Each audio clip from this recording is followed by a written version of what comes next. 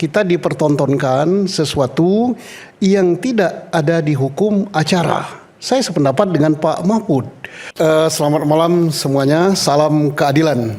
Salam keadilan. Pertama kita ucapkan dulu selamat dan salut kepada penyidik Polri ya, yang telah berhasil mengungkap suatu dugaan tindak pidana korupsi dan pencucian uang yang jumlahnya cukup besar, bahkan sangat besar. Yang kedua, dengan perkara ini selain mengungkap perkara cukup besar, akan banyak bantahan dan banyak apa-apa yang kita salah persepsi terungkap. Contohnya apa? Yang pertama, ada persepsi perang bintang, perang bulan, perang matahari bertabrakan ya. Benar gak sih itu? Ternyata Pak Kapolri dengan Panglima TNI dengan Jaksa Agung berpelukan mesra dan tidak merengut, senyum katanya. Tapi kan ada yang bilang ada panggung depan, ada panggung belakang. Itu kan namanya panggung dunia, panggung sandiwara jelas. Tetapi yang jelas dipertontonkan pada masyarakat demikian akrabnya. Yang berikut, kita yakin demikian akrabnya hubungan antara ya, bukan pimpinannya, kita lihat pada lini bawah, direktur ke bawah, antara penyidik dan penuntut di kejaksaan dengan penyidik Polri dan penyidik KPK. Mengapa akrab? Karena mereka sudah satu bahasa. Mereka sudah mempunyai musuh yang sama, yaitu koruptor dan perbuatan korupsi. Di mana mereka dididik ini, dicandra di muka mereka lebih dari 4 tahun, yaitu di KPK.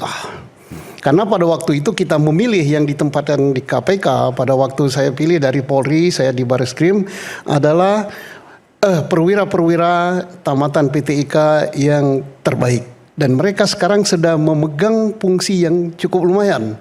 Baik di kejaksaan maupun di kepolisian. Ya, walaupun belum jadi jam dan belum jadi kabar skrim, tapi mereka udah satu bahasa.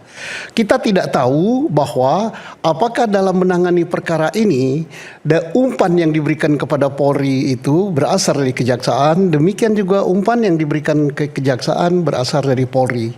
Jadi kita harus tepis anggapan bahwa ini ada perang, nggak ada. Nah, kemudian pada saat ini juga kita dipertontonkan sesuatu yang tidak ada di hukum acara. Saya sependapat dengan Pak Mahfud.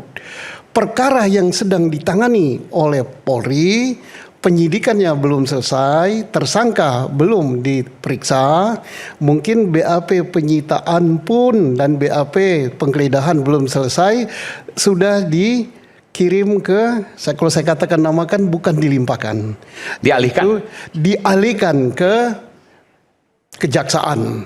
Itu kalau kita buka di hukum acara lama maupun hukum acara baru tidak akan ketemu. Ya, tapi di KUHAP nggak ada itu ya? Nggak ada. Tetapi itu saya sependapat dengan Pak Mahfud. Nah, apakah ini bisa dibenarkan? Tergantung. Kita berikan tepuk tangan untuk Bung Boyamin Saiman. Ya. Selamat datang, Bung Boyamin. Silakan, Bung Boyamin. Datang Pak Boyamin. Ya. Jadi tergantung dengan rakyat. Kalau rakyat mendukung hal itu dan menganggap hal itu benar, bagus dan tepat, semua kalau rakyat mau, jadilah itu barang, maka akan sah ya. Bentar, walaupun melanggar KUHAP tapi rakyat senang, nggak apa-apa? UHAP yang dilanggar tidak ada, karena memang nggak ada pasalnya. Oh, gitu. Jadi nggak ada pasalnya. Jadi ini tidak melanggar KUHAP, tapi tepatnya tidak ada klausul ini di KUHAP gitu ya? Klausul bahwa ini tidak ada. Bisa dialihkan dari polisi ke kejaksaan. Kalau ke KPK kan ada KUHAP-nya, tapi kalau ke kejaksaan atau sebaliknya tidak ada. Karena sama-sama penyidik, sama-sama sama-sama Jadi berwenang. tidak ada yang dilanggar. Tidak ada yang dilanggar, tapi tidak ada pasal yang mengatur hal itu. Dan kita yakin bahwa ini positive thinking ini karena baiknya hubungan antara lembaga kepolisian dengan lembaga kejaksaan, menepis anggapan selama ini bahwa hubungan panas dinginnya, tapi tidak sekejam atau tidak sepanas perang Iran melawan Amerika ya. Tetapi ada itu dugaan ya, tetapi ternyata perkara yang disidik belum selesai pun bisa dilimpahkan. Dan ini ya, ini tantangan dan ini adalah bola berada di tangan kejaksaan. Kita yakin, seyakin-yakinnya bahwa semua petinggi kejaksaan dan warga korp kejaksaan tidak akan mempertaruhkan marwah daripada kejaksaan milik rakyat ini. Karena apa? Taruhannya sangat besar. Manakala perkara ini tidak sampai ke pengadilan, rusaklah itu barang. Satu. Yang kedua, manakala tersangka hanya 2, maka rakyat akan kecewa. Kenapa? Pasti tersangka itu tidak mungkin lah. Nanti Pak Boyamin, Pak Pitra, orang hukum pasti jelaskan. Tidak mungkin 2. Ini kan korupsi dalam penyuapan. Ya. Kalau penyuapan, ada yang menyuap, ada yang menerima suap. Nah, perkaranya saja sudah disebutkan, perkara pokoknya 3. Yaitu masalah batubara, Krakatau Steel, dan Asabri. Nah, perkara ini mencari tersangkanya gampang. Kenapa gampang? Berkasnya ada di kejaksaan. Kita ingat sekian bulan atau sekian tahun yang lalu 3 perkara ini ditangani kejaksaan. Ternyata perkara ini bermasalah. Ada korupsi di atas korupsi, nah maka berarti tersangkanya bukan yang korupsi di atas korupsi, tapi yang betul-betul melakukan korupsi di perkara batubara, korupsi di perkara Asabri, dan korupsi di perkara Krakatau Steel. Jadi minimal bertambah 3. Tapi bertambah 3 penonton masih kecewa. Pasti lebih dari itu. Nah, jadi harus tambah. Kemudian harus. Nah, kalau saya tidak mengatakan, saya positive thinking saja, tidak mengatakan bahwa ini akan ke atas, akan kemana-mana. Tapi yang jelas dari jalur perkara saja, tersangka pasti bertambah. Tapi dari jalur pemain, ya pemain di lingkungan korp kejaksaan, kita positive thinking, mudah-mudahan hanya 1 ini, yaitu pemain tunggal gitu ya. Jadi kan bisa kan, bulu tangkis itu kan tidak terlalu harus ada ganda ya. Yang tidak boleh pemain tunggal itu sepak bola. Dan kita anggap aja bulu tangkis pemain tunggal gitu.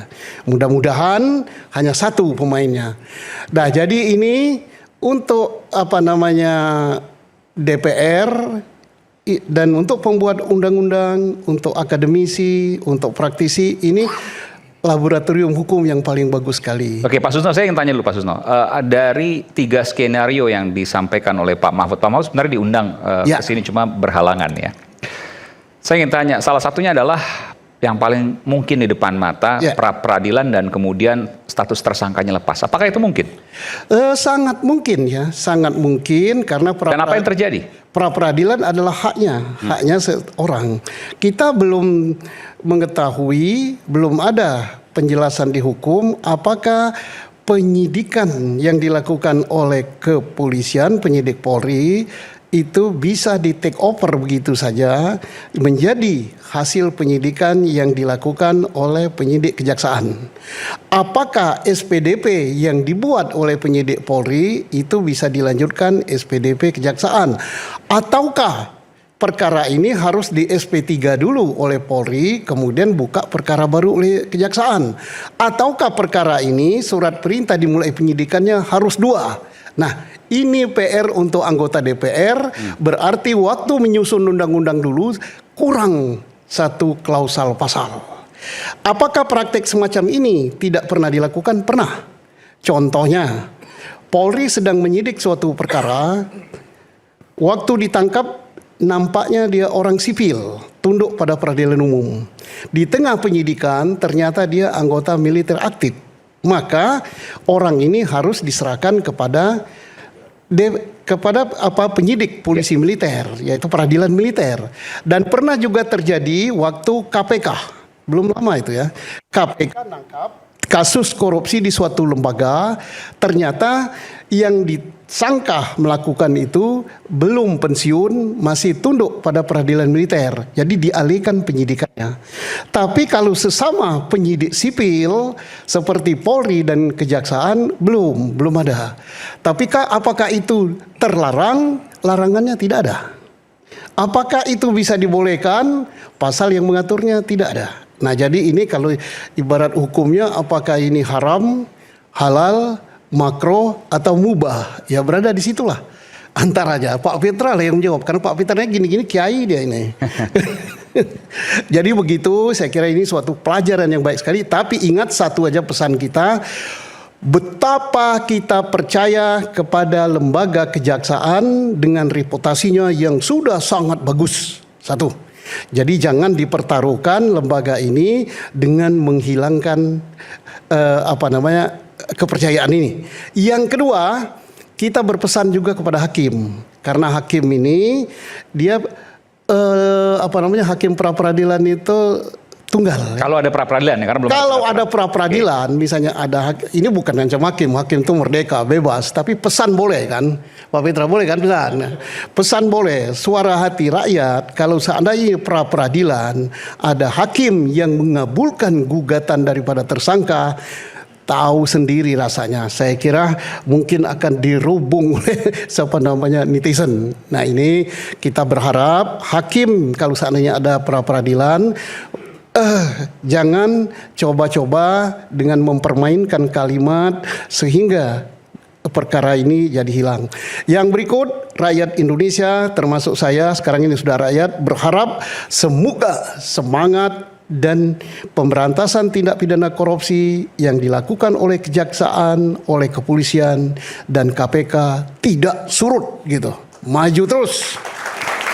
Demikian. Pak Susno kalau bicara ini diplomatis tapi kritis. Pesannya sebenarnya jelas, cuma penyampaiannya diplomatis. Saya ingin ke Bung Boyamin dulu. Bung Boy, ya, apa yang terjadi sesungguhnya? Anda punya data banyak soal ini. Ya, kan sebenarnya di kabarnya gitu kan. Akhir 2024 kita sudah bikin laporan ke KPK yang terkait dengan Asabri begitu. Waktu itu namanya Koalisi Sipil Selamatkan Tambang, KSST gitu. Ada jejak digitalnya. Selamatkan Tambang. Ya, dicek di media online banyak kok gitu. Mungkin bisa ditayangkan kalau memang tadi saya screenshot gitu, ada di akhir 2024. Laporan tentang terkait dengan Asabri ini gitu. Bahwa pengembangannya kemudian karena saya kesibukan yang lain, teman-teman terutama Bung Ronald Loloboloi gitu, terus saja dia bergerilya, termasuk menyerahkan kepada kepolisian, ke Kortas Tipikor. Bahkan tambah pengembangan berkaitan dengan suplai yang PLN, PLTU-nya PLN, berkaitan dengan kalori yang diserahkan itu di GAR 3000, tapi kemudian diadministrasi di sana dengan kalori 4.000 dibayar dengan 4.000. Ini bedanya jauh harganya. Kalau kalori 3.000 itu di antara 400 sampai 650. Ya, terus apa kaitannya dengan penegak hukum? Ya. Apa kaitannya dengan penegak hukum? Dalam kasus ini tersangka FA. Ya, nanti dulu. Ex-Jampitsus. Terus kemudian kalau yang kalori 4.000 itu di atas 950. Harganya gitu. Nah, diadministrasikan dengan 4.000 dibayar 4.000 oleh PLTU. Padahal jelas kalau dilacak asal-usul barang ini dari PT X di Kalimantan itu ya 3.000. Di lahat dekatnya Pak Susno itu ada koridoran di sana ya 3.000 begitu, dan disuplai ke PLTU begitu. Nah, ini bisa diadministrasikan dibayar begitu karena diduga ada yang menyuruh, ada yang backingi, ada yang memanfaatkan. Nah, orang ini diduga ada terkaitan dengan Pak FA. Sehingga kemudian ya PLTU mau tidak mau harus menerima dan harus membayar dengan kalori 4.000. Nah, apakah ini pembuktiannya seperti sekuat apa begitu? Ini kan laporan dari teman-teman. Kemudian Pak Ronald itu, Bang Ronald itu Komsak namanya, Komite Koalisi Sipil Anti Korupsi gitu. Nah, itu di pertengahan tahun 2025. Berproses kemudian ya memang penyelidikan kepolisian memang secara tertutup gitu. Memang kemudian seperti kesannya kemarin gaungnya langsung saat itu juga, terus kemudian langsung penggeledahan segala macam. Itu kalau cerita panjang bisa panjang Pak Aiman. Kenapa? Misalnya orang yang mampu membuka brankas 15 menit itu urutannya ada sebelumnya pengintaian brankas itu. Nggak mungkin tiba-tiba ujuk puter-puter dapat, nggak mungkin. Itu bisa 24 jam baru bisa kebuka kalau dia tidak. Artinya sudah ada sudah hafal nomornya? Ya, enggak. Aduh, cara bukanya gimana ya? Gimana? Gak apa-apa, bongkar aja, buka aja di sini gak apa. Itu bahkan ada yang bilang 26 detik, kalau videonya cuma 26 detik ya, tapi sebenarnya 15 menit. Ya. Itu gimana? Pasti ada penyelidikan sebelumnya, kurang lebih gitu. Kira-kira gitulah. Tapi caranya bagaimana nanti diketahui orang lain, oh cara menghindarinya bagaimana gitu kan. Jadi ada penggalangan, ada yang namanya latihan, ada pengintaian segala macam. Ya memang harus kita buka bahwa ada pernah Densus yang ditangkap. Itu yang pertama. Kedua, 2025. Ya, kedua ada seseorang yang bertengkar di sebuah hotel kemudian ditangkap polisi. Kemudian ada isu mau penggeledahan di rumahnya Pak Febri waktu itu gitu. Ya. Jadi ini rangkaiannya memang sudah panjang. Dan itu semua terkait dengan kasus-kasus ini. Ada Asabri, Krakatau Steel, lalu kemudian Batubara, atau kasus yang lain sesungguhnya? Asabri dulu yang terkait dengan lelang saham PT GBU. Itu yang memang kita pintu pembukanya awal di akhir 2024 itu di situ. Kedua berkaitan dengan suplai PLN tadi dikembangkan oleh Ronat di pertengahan 2025 Batubara. Terus kemudian itu terkait dengan pemadaman bergilir ya yang selama ini disebut. Iya, otomatis kemudian karena PLTU kita itu dapat suplai kalori rendah, lama-lama rusak ini. Ya, ya. PLTU-nya rusak, kemudian terjadi blackout kemarin. Gitu. Meskipun loh ya, sebenarnya ini hanya 2% ini dari PTO ini. Karena hanya 2 juta sekian, sementara kebutuhan PLN se-Indonesia itu hampir 100 gitu, 100 juta metrik ton. Nah, tapi kan kemudian kan bisa dilacak. Loh, ini kan yang 4.000 ini siapa yang ternyata hanya 3.000. Nah, dilacak itulah ada orang yang kira-kira DR gitu, DR yang terkait pada posisi personifikasi dari Pak FA gitu. Jadi itu rangkaian yang dibangun oleh teman-teman penyidik kepolisian. Yang itu kedua Asabri itu dugaan pemerasan Pak Susno Malan. Jadi ada saksi yang ketakutan kira-kira nanti wah bisa jadi tersangka ini karena memang dia menadah uang dari kasus Jiwasraya dan Asabri gitu untuk dibuat properti.